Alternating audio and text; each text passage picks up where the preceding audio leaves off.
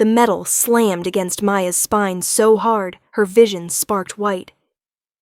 "You think you're special?"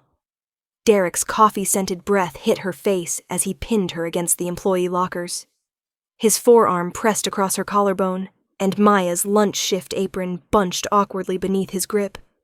"You think because you went to community college for 2 semesters you're better than the rest of us?" Maya's heart hammered against her ribs. The break room fluorescents buzzed overhead, casting harsh shadows across Derek's twisted expression. She could hear the distant clatter of dishes from the restaurant floor, the muffled chatter of the Saturday lunch rush. No one was coming. No one ever came when Derek decided someone needed to be taught a lesson. Her voice came out smaller than she wanted. "I just asked if we could follow the health code for storing the chicken." Derek's laugh was ugly. He was the day manager at Romano's Italian restaurant, a man who'd turned a small amount of authority into a weapon he wielded with disturbing pleasure. At 42, he should have moved beyond this petty tyranny, but the restaurant business had calcified something mean in him. "Health code," he mocked, shoving her harder against the lockers. The metal edge bit into her shoulder blade. "You've been here 3 months, sweetheart. 3 months. I've been running this kitchen for 6 years. Maya's hands trembled at her sides. At 47, she'd thought she was past being afraid of bullies. She'd raised 2 kids mostly on her own after Tom left. She'd worked 3 jobs to keep their apartment. She'd survived breast cancer 2 years ago, and come out the other side determined to finally finish her degree, to make something better of her life. But standing there, pressed against the lockers with Derek's face inches from hers, she felt every bit as powerless as she had at 20. "I'm sorry," she whispered, hating herself for it. "You're sorry?" Derek's eyes glittered. "You embarrassed me in front of the line cooks. You made me look like I don't know how to run my kitchen." "That wasn't—" His hand moved to her throat. Not squeezing, just resting there. A threat. A reminder of how quickly things could get worse. Maya's breath caught. Her pulse jumped beneath his palm. She thought about her daughter Emma's college tuition payment due next week. About her son Tyler's orthodontist bill. About the tiny apartment she'd finally made into something like a home. She needed this job. Derek knew she needed this job.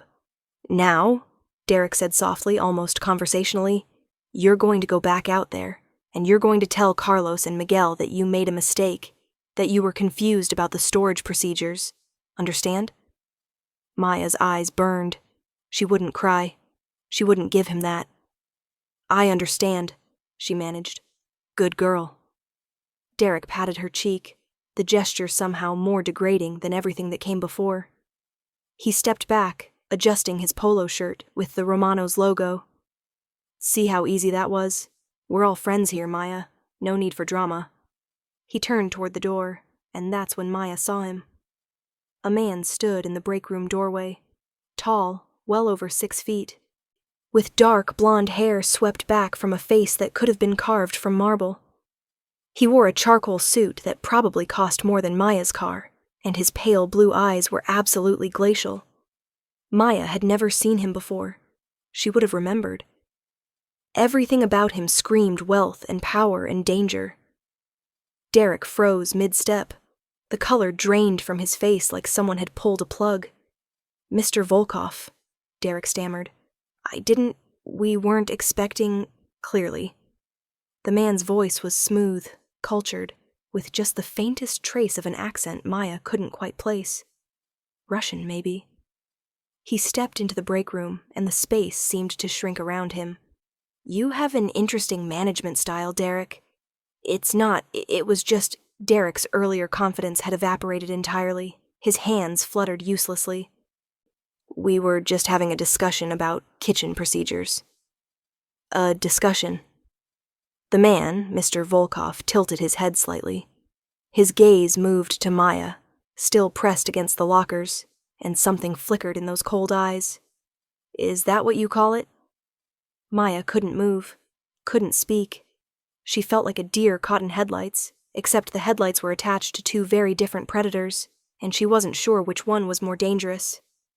"Mr. Volkov, please, if you'll just let me explain..."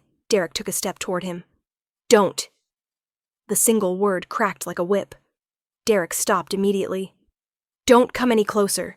Don't speak unless I ask you a direct question. And don't," his voice dropped to something that made Maya's skin prickle, "don't insult my intelligence by pretending I didn't see exactly what I saw." The silence that followed was suffocating. Maya could hear her own heartbeat, the buzz of the fluorescents, the distant sounds of the restaurant. Derek had gone gray. "What's your name?" Mr. Volkov's attention shifted fully to Maya. His eyes were the color of a winter sky, and just as merciless. "Maya." Her voice came out as barely a whisper. "Maya Jensen." "Maya Jensen." He said it carefully, like he was committing it to memory. "How long have you worked here?" 3 months, sir." "And how often does Derek teach you his version of kitchen procedures?" Maya's eyes darted to Derek, who was shaking his head frantically, desperately. She thought about her kids, her bills, the health insurance she desperately needed. She thought about his hand on her throat. "This was the worst time," she heard herself say, "but it's not the first." Derek made a sound like a wounded animal. "That's not true. She's lying. Mr. Volkov, I swear to God, I told you not to speak."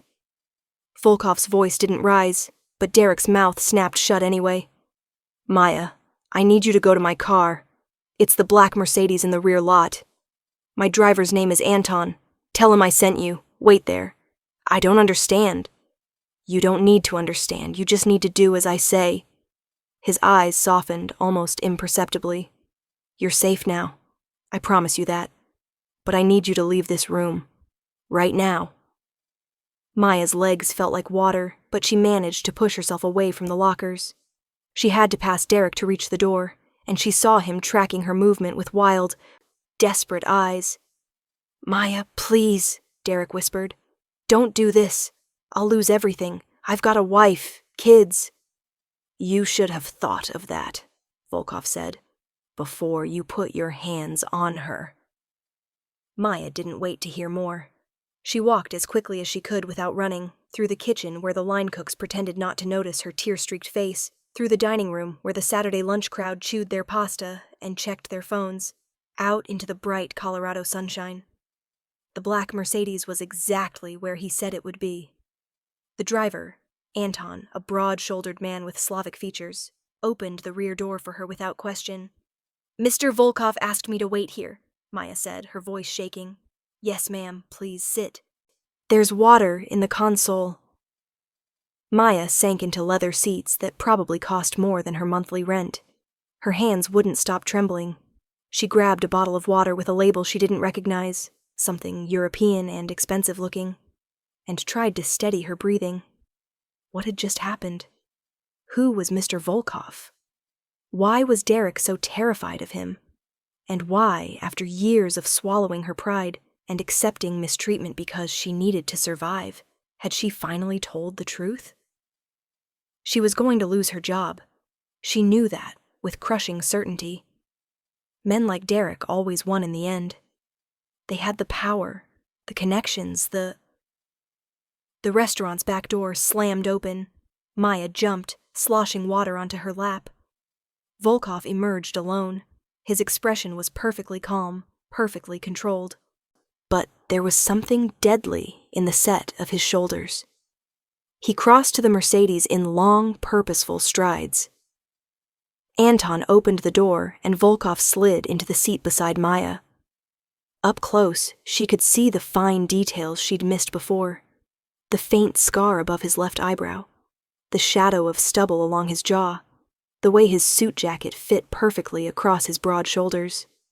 He looked at her for a long moment, those winter sky eyes assessing. "You're fired," he said. Maya's heart plummeted. Of course that's how this ended.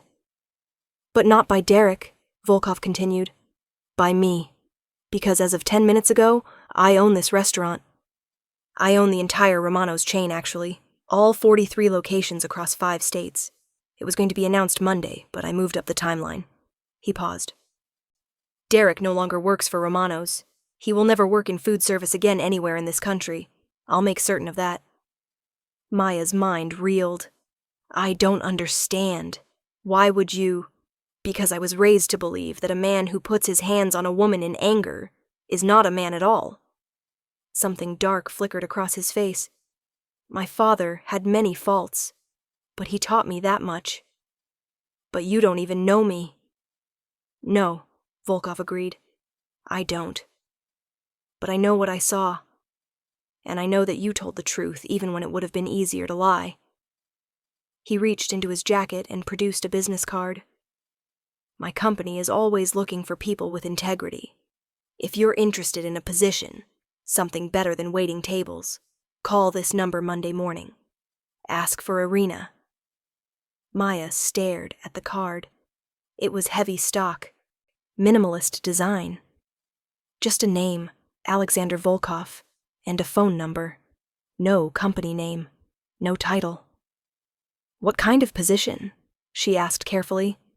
That depends on your skills and interests, but I can guarantee it will pay better than Romano's, with full benefits and a signing bonus to help with any immediate financial needs. His gaze was steady, unreadable. I take care of people who work for me, Maya. Loyalty runs both ways in my organization. Organization, not company. The word choice felt deliberate. Who are you? Maya whispered. Really? Volkov's smile was slight, dangerous.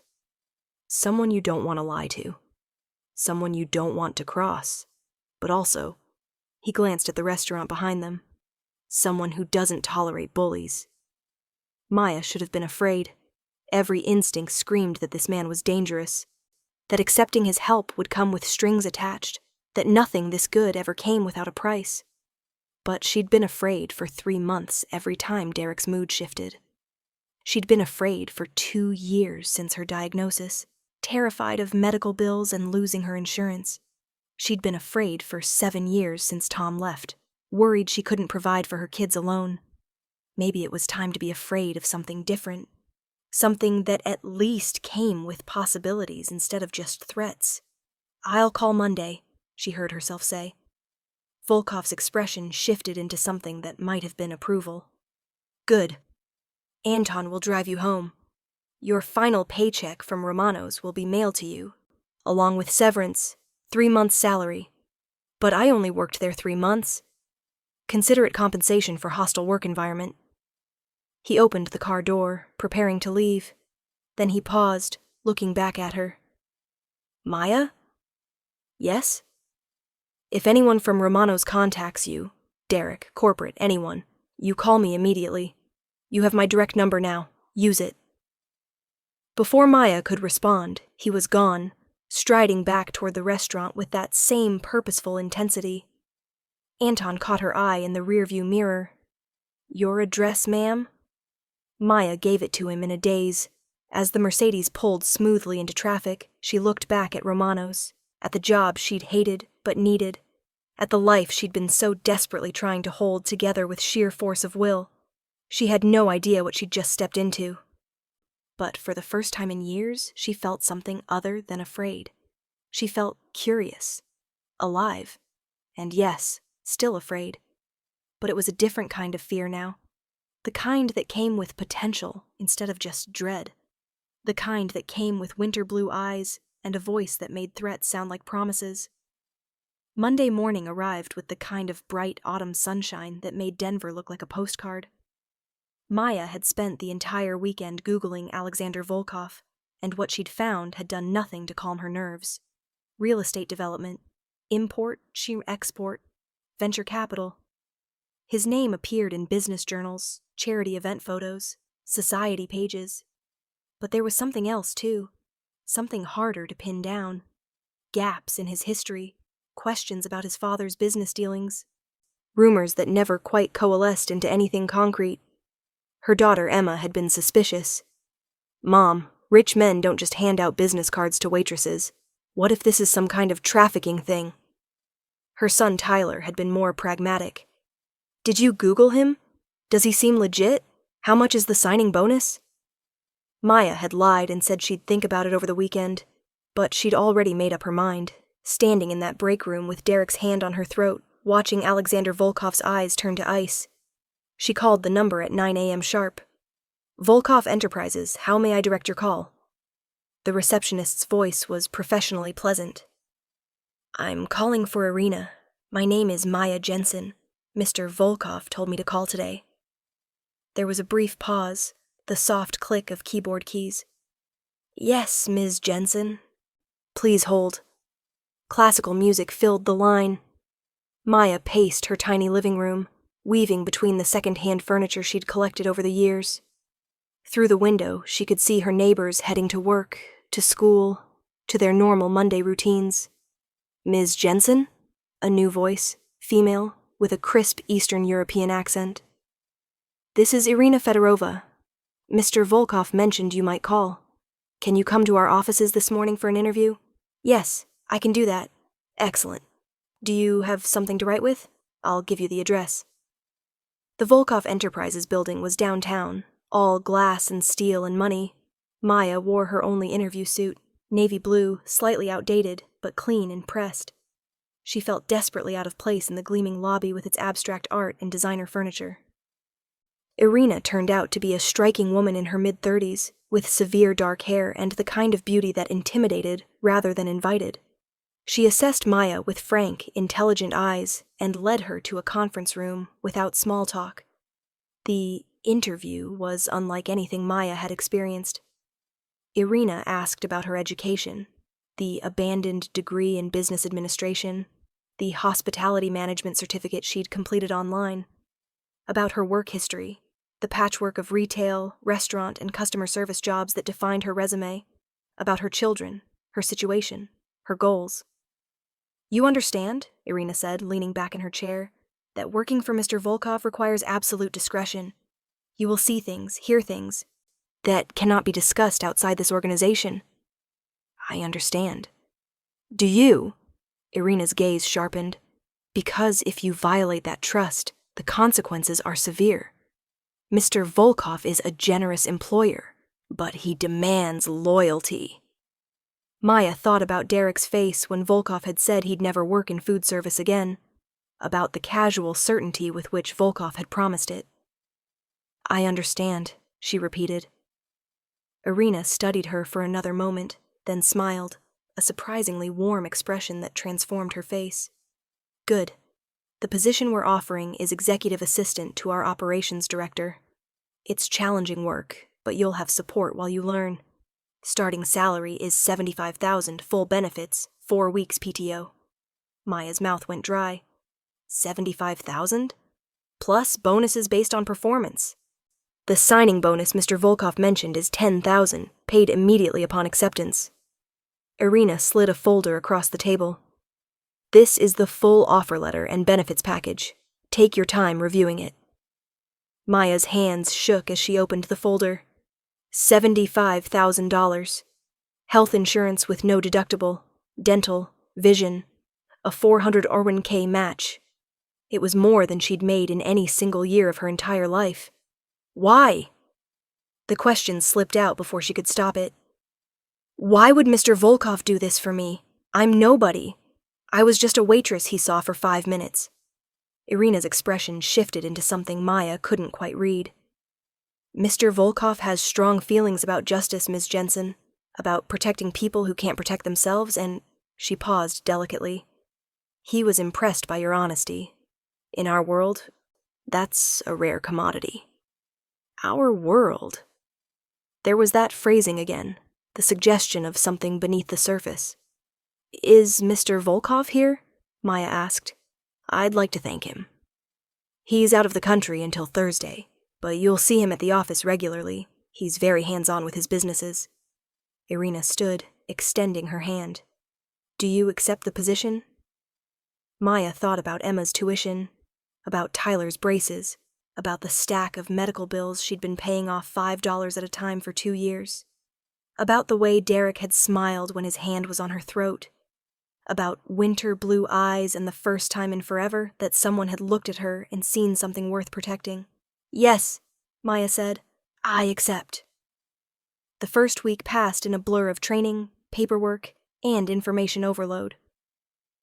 Maya's direct supervisor was Marcus Chen, the operations director, a harried man in his 50s who seemed perpetually 3 meetings behind schedule and pathetically grateful for competent help. "Bless you," he'd said when Maya had reorganized his filing system on her second day. "Bless you and all your future children." "I already have 2 children, actually." "Then bless them, too. Are they looking for work? I need 12 more of you." The Volkov Enterprises offices occupied 3 floors of the building. Maya quickly learned that import-export meant everything from legitimate shipping contracts to business dealings that weren't discussed in staff meetings. That real estate development included properties from Seattle to Miami, some of which seemed to generate remarkably little paperwork for their size. That Alexander Volkov had his hands in more businesses than any one person should reasonably be able to manage, and yet, somehow, he did. She also learned that people were afraid of him, not the way they'd been afraid of Derek. That petty, bullying fear. This was different. Deeper. When Volkov's name came up, voices lowered. Mistakes became unacceptable. Everyone moved a little faster, worked a little harder. "Is he really that bad?" Maya asked Sophia, one of the other assistants, over coffee on Wednesday. Sophia, 26, bright, with the kind of perfect Instagram-ready makeup Maya had never mastered, gave her an odd look. "Bad?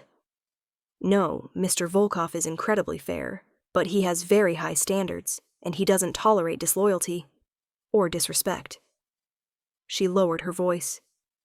Last year, one of the warehouse managers was skimming inventory. Mr. Volkov found out, and she made a cutting gesture across her throat. He fired him. Among other things, the guy ended up leaving the state. I don't know the details, but I know he was genuinely afraid. Sophia took a sip of her latte. "The thing is, if you're honest and you work hard, Mr. Volkov will move heaven and earth for you. But if you cross him, there's nowhere far enough to run." Maya thought about that conversation Thursday evening as she worked late, finishing a report Marcus needed for a Friday meeting. The offices were quiet, most people having left by 6. She was so focused on the spreadsheet that she didn't hear the footsteps behind her. "You're here late." Maya jumped, spinning in her chair. Alexander Volkov stood in the doorway of her cubicle, looking exactly as imposing as she remembered.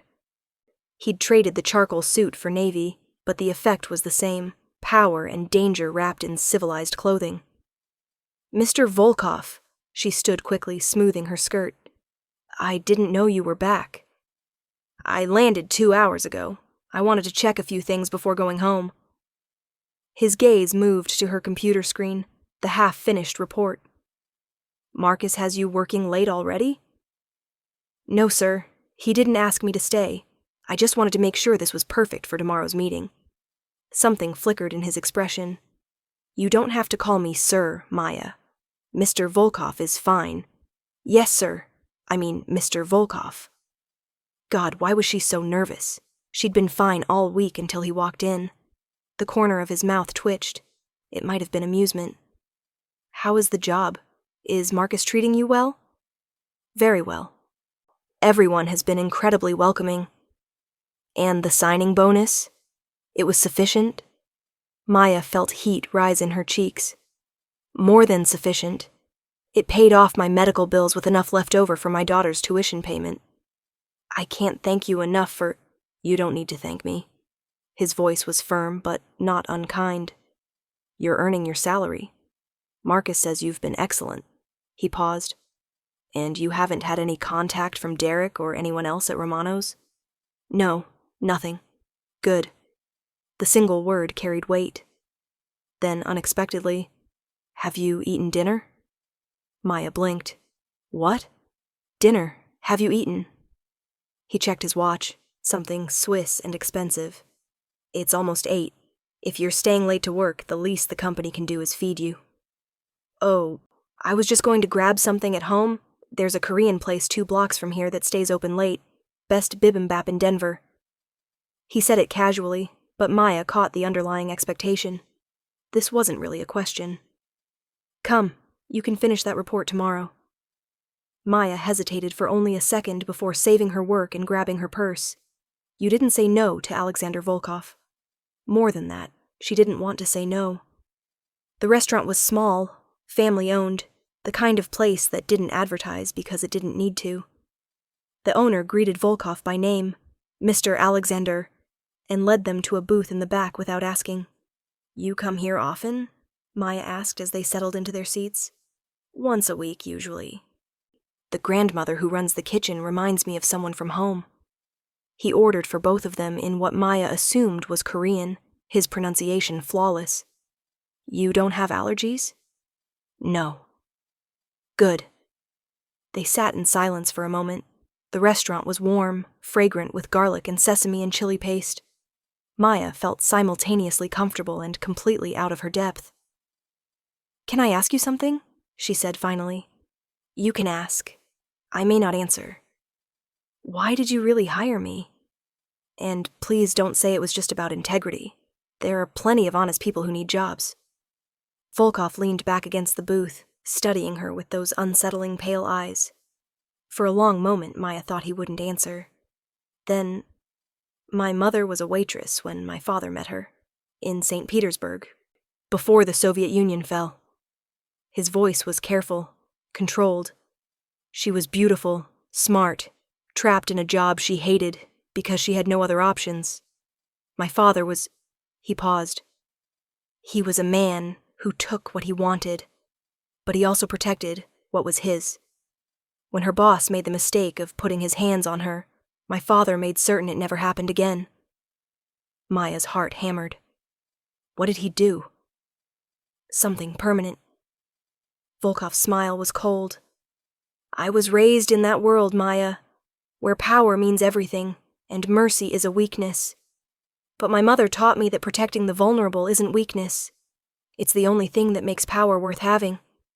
So, when you saw Derek, I saw a coward abusing someone who couldn't fight back. And I reacted the way I was taught to react." He leaned forward slightly. "But hiring you? That was different. That was because when I asked you about Derek, you told the truth even though it would have been much safer to lie. Do you know how rare that is? In my business, everyone lies. Everyone has an angle. You didn't."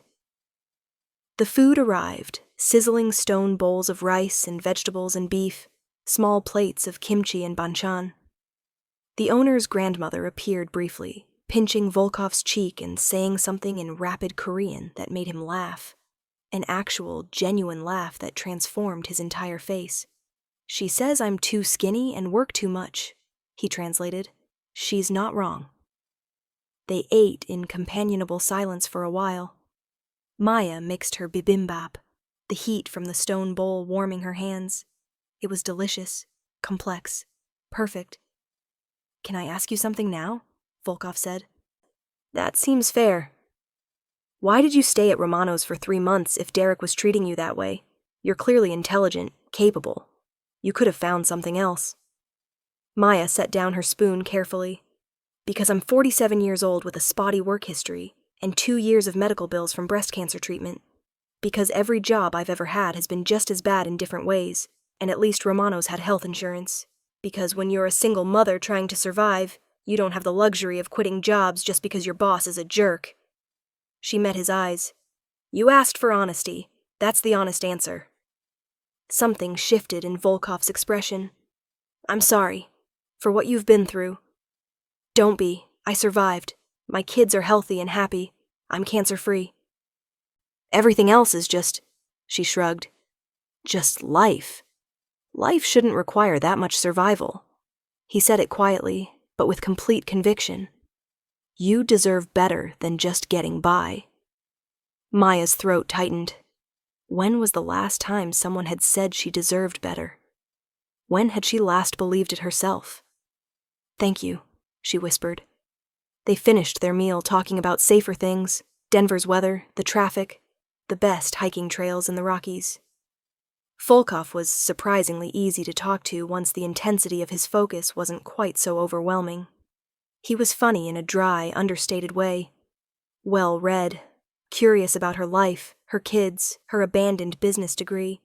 When he insisted on paying, despite her protests, the grandmother hugged them both and sent them off with containers of leftovers. Outside, the October night was crisp and clear. Volkov walked Maya to her car, a 10-year-old Honda with a duct-taped bumper that looked especially pathetic next to his Mercedes. "Thank you for dinner," Maya said, keys in hand. "You really didn't have to." "Maya." He said her name like it was important, like it mattered. "I'm glad you called Monday. I'm glad you're working for me. And I want you to know, if you ever need anything at all, you come to me directly. Not Marcus, not HR. Me. Understand?" Maya nodded, not trusting her voice. "Good." He stepped back, hands in his pockets. "Drive safely. I'll see you tomorrow." Maya drove home in a daze, her mind replaying every moment of the evening. The way he'd looked at her across the table. The way he'd laughed at the grandmother's scolding. The way he'd said her name. This was dangerous, she knew. Alexander Volkov was her boss, her benefactor, and almost certainly involved in things she was better off not knowing about. He was 12 years younger than her, impossibly wealthy, operating in a world she didn't understand. But he'd also been the only person in years to look at her with something other than pity or indifference.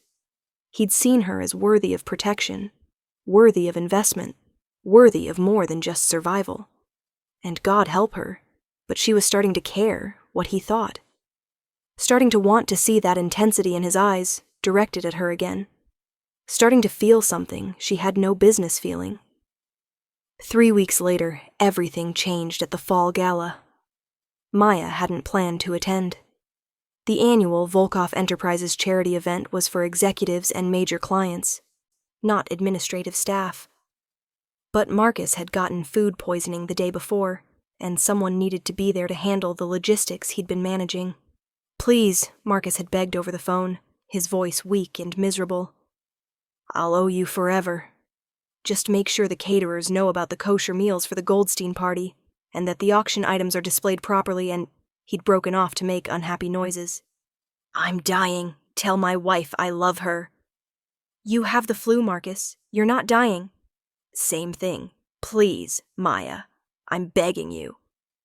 So Maya had said yes, and now she stood in the ballroom of Denver's most exclusive hotel, wearing the only formal dress she owned, a simple black cocktail dress she'd bought for Emma's high school graduation 4 years ago.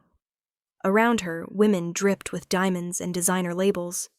Men wore tuxedos that cost more than her monthly rent, and she tried not to feel like an imposter. The event was impressive. String quartet, ice sculptures, champagne that probably cost more per bottle than she used to make in a week at Romano's. Maya checked on the caterers, confirmed the auction setup, and generally tried to be invisible while handling Marcus's checklist. She was reviewing the seating chart when she felt someone watching her. Alexander Volkov stood across the ballroom in a tuxedo that should have been illegal. He was talking to a silver-haired man Maya recognized from the society pages, some oil executive or venture capitalist, but his attention was fixed on her. Maya's heart did something complicated in her chest. She'd seen him around the office over the past 3 weeks, of course. Brief exchanges in hallways. One meeting where she'd taken notes for Marcus, a few emails about scheduling, but nothing like that night at the Korean restaurant. Nothing that felt personal. She'd told herself that was good, that she needed to keep this professional, that the flutter in her stomach when she saw him was just gratitude, not attraction. She'd been lying to herself. Volkov excused himself from his conversation and crossed the ballroom with that predatory grace he had. Maya stood frozen, clutching her tablet like a shield. "Maya." His eyes traveled over her, and she saw his expression shift into something warm. "I didn't expect to see you here." "Marcus is sick. I'm covering his logistics duties." She gestured at the tablet, "making sure everything runs smoothly." "Of course you are." There was approval in his voice. "Have you eaten?" "The food is excellent." "I'm working. You're making sure my event succeeds. That deserves dinner." He offered his arm. "Come, I'll introduce you to some people." Maya hesitated. This felt like crossing a line. But then again, what line hadn't she already crossed by accepting this job, this salary, his protection? She took his arm. The next hour was the surreal. Volkov introduced her to Denver's elite, city council members, business owners. The kind of people Maya had only ever read about. He never explained who she was, just presented her as Maya Jensen, with the casual confidence that suggested she belonged there. And somehow, with his hand at the small of her back, she almost believed it. They were at the bar getting drinks when Derek appeared. Maya saw him first, standing near the auction tables with a blonde woman in a red dress. He looked smaller than she remembered, more ordinary, but the sight of him still made her stomach drop. "What is it?" Volkov followed her gaze, and his entire body went rigid. "What is he doing here?" "I don't know," but Volkov was already moving, cutting through the crowd with deadly purpose. Maya hurried after him, her heart pounding. Derek saw them coming. His face went white. "Mr. Volkov, please, I can explain." Derek backed up, nearly tripping over his companion. "My wife's company donated to the silent auction. I didn't know you'd be here." "You didn't know I'd be at my own company's event?" Volkov's voice was soft, dangerous. "Or you thought I wouldn't notice you crawling back?" People were starting to stare. Maya saw heads turning, conversations stopping. The woman in red looked between them, confused and increasingly alarmed. "I wasn't trying to cause trouble," Derek stammered. We got the invitation before everything happened, and Stephanie wanted to come, and I thought..." "You thought wrong." Volkov moved closer, and Derek actually whimpered. "I told you what would happen if I ever saw you again. I'm a man of my word, Derek." "Please," Derek's voice cracked. "Please, I have kids." "So does Maya." Volkov's hand found the small of Maya's back, pulling her forward. "Remember her? The woman you assaulted in the break room? Who you threatened? Who you spent months terrorizing?" The ballroom had gone quiet. Maya felt hundreds of eyes on her, felt the weight of their judgment and curiosity. She wanted to disappear, to run, to be anywhere but here. But Volkov's hand was steady on her back, and when she looked up at him, his eyes held nothing but cold fury, none of it directed at her. "I'm sorry," Derek said desperately, looking at Maya now. "I'm so sorry. I was wrong. I know I was wrong." "You're sorry you got caught," Volkov corrected. "You're sorry there were consequences. You're not sorry for what you did." He turned to address the crowd, his voice carrying across the ballroom. "This man put his hands on an employee, assaulted her, made her afraid to come to work. And when I found out, I made sure he would never be in a position to hurt anyone again." Maya heard gasps, murmurs, saw Derek's wife's face crumple. "I want everyone here to understand something," Volkov continued. "I protect what's mine. My employees, my businesses, my people. And anyone who thinks they can abuse that relationship. Who thinks they can hurt someone under my protection." His smile was razor-sharp. "They learn very quickly that they made a mistake." He looked at Derek one last time. "Security will escort you out. If you're still in this hotel in 5 minutes, I'll have you arrested for trespassing. If you ever come near Maya again, if you so much as think about her..." He leaned in, whispering something Maya couldn't hear. Derek went gray. He nodded frantically and practically ran for the exit, his wife stumbling after him in her heels. The silence that followed was deafening. Then slowly someone started clapping. Others joined. Within seconds, the entire ballroom was applauding. Maya stood frozen in the center of it, Volkov's hand still warm on her back, and felt tears burning her eyes. "Come," Volkov said softly, just for her. "Let's get you some air." He led her through the French doors onto a balcony overlooking the city. The October night was cold, and Maya shivered in her thin dress. Immediately, Volkov shrugged out of his tuxedo jacket and draped it over her shoulders. "I'm sorry," he said. "I shouldn't have made a scene. I shouldn't have put you in the spotlight like that." "Don't." Maya's voice shook. "Don't apologize for protecting me. No one has ever..." She broke off, unable to continue. Volkov stepped closer. "No one has ever what?" "No one has ever stood up for me like that." The words came out broken. My whole life, I've had to be the strong one. The one who survives, who keeps going, who doesn't complain. And you just... She looked up at him, this dangerous man who'd turned her life upside down.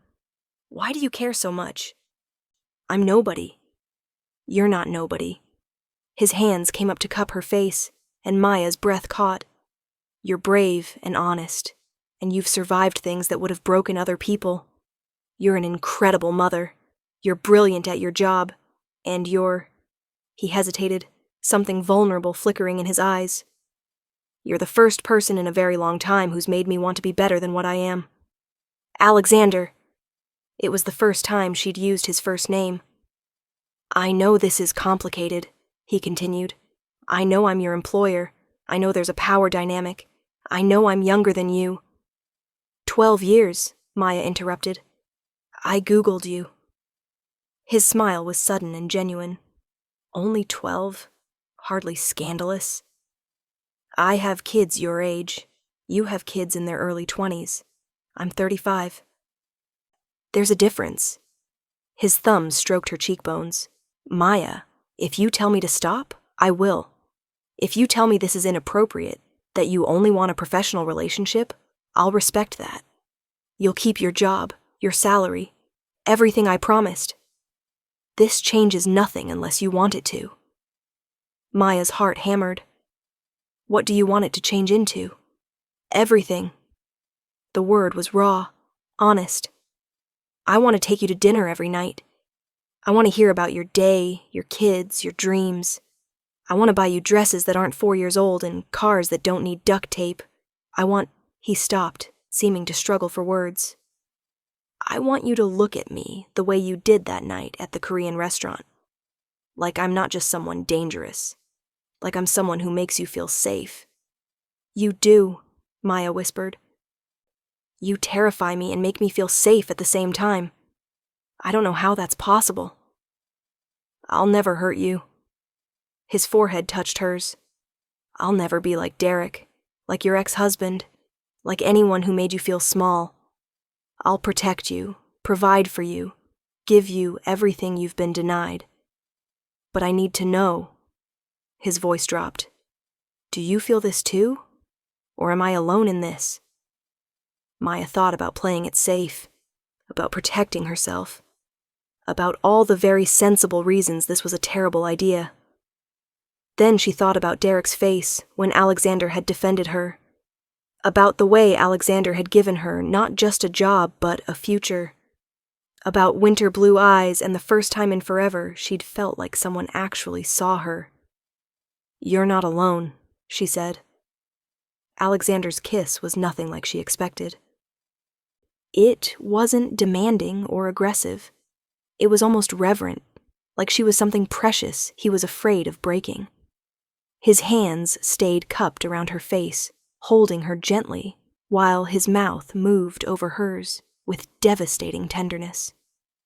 Maya's hands fisted in his shirt, pulling him closer, and his control seemed to slip. The kiss deepened, grew heated, until they were both breathing hard, and the city lights blurred around them. When they finally broke apart, Alexander rested his forehead against hers again. Come home with me, he said. I just want more time with you. We can talk, have drinks. I have a view you won't believe. But if you'd rather I take you home, I will. Whatever you want. Maya paused. What did she want? For the first time in forever, she had the luxury of choosing. I want to see this view. His smile was devastating. Then let's get out of here. They made their excuses. Maya found another staff member to handle the remaining logistics. Alexander said his goodbyes to the major donors. Then they were in his Mercedes with Anton driving, and Alexander's hand was laced with Maya's in the back seat. His penthouse was ridiculous. Floor-to-ceiling windows overlooking Denver, furniture that looked like it belonged in a museum, art that probably cost more than most people's houses. But it was also comfortable in unexpected ways. Well-worn books on the shelves, a blanket thrown over the couch, photos of what must have been his family in Russia. Wine, Alexander offered. Or something stronger? Wine is good. He poured them each a glass of something red and expensive, then led her to the windows. The city sprawled below them, a carpet of lights. "This is what I see every night," he said. "All these people, all their lives. Sometimes I forget what it's like down there, what it's like to struggle, to be afraid." He looked at her. "You remind me. You make me want to use what I have to help people, instead of just accumulating more." "I think you already do that," Maya said softly. "Look at what you did for me." "That was selfish. I saw someone I wanted to know better, and I made it possible." His hand found hers again. "Maya, I need you to understand what being with me means. My business isn't entirely legal. I don't hurt innocent people. I don't traffic drugs or weapons, but I exist in spaces between laws. I have enemies. People who would use you to get to me if they knew you mattered. How do you know I matter?" The question slipped out. Alexander's laugh was low. "Because I demolished a man's career in front of Denver's elite for putting his hands on you. Because I'm standing here terrified you'll realize how dangerous this is and walk away. Because in 3 weeks, you've gotten under my skin in a way no one has in years." He turned to face her fully. "You matter, Maya, more than is probably wise." Maya set down her wine glass with a shaking hand. "I'm not brave like you think I am. I'm scared of everything, of losing my job, of my kids getting hurt, of not being enough. I spent 20 years in a marriage where I was never enough. I don't know how to be what you need. You're already exactly what I need." Alexander set down his own glass and pulled her close. "Someone honest, someone strong, someone who makes me want to be better." His hands slid down her arms. "Let me take care of you. Let me give you the life you deserve. I don't need expensive things. I know. That's part of why I want to give them to you." He smiled. "But I'm not talking about things, Maya.